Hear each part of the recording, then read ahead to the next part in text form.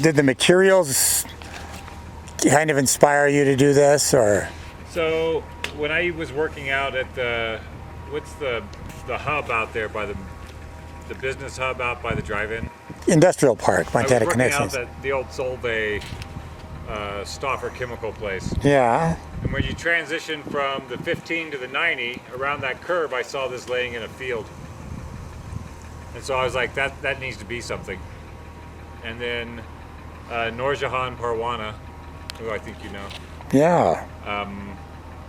Saw one of my art installations at the IBRC and commissioned me to do something for her yard.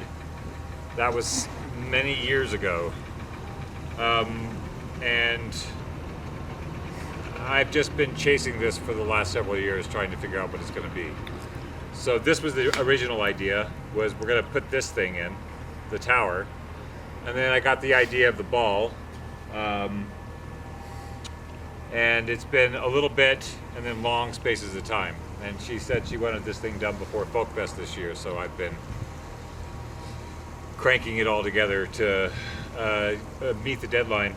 And of course, at every juncture where I think I'm almost done, there was always some other thing that needed to be done.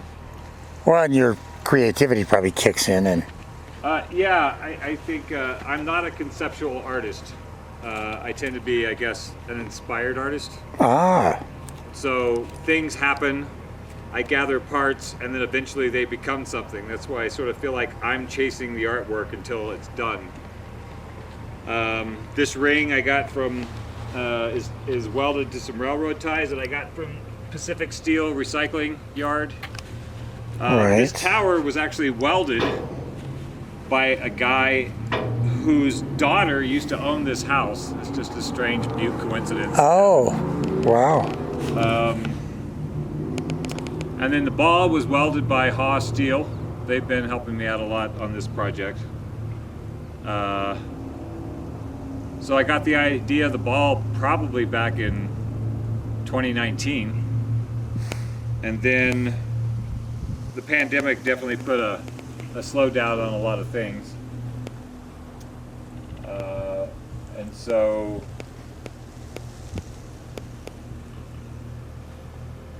I decided it was going to be a kinetic sculpture, and so I decided to add the reflective spikes onto it in honor of the coronavirus.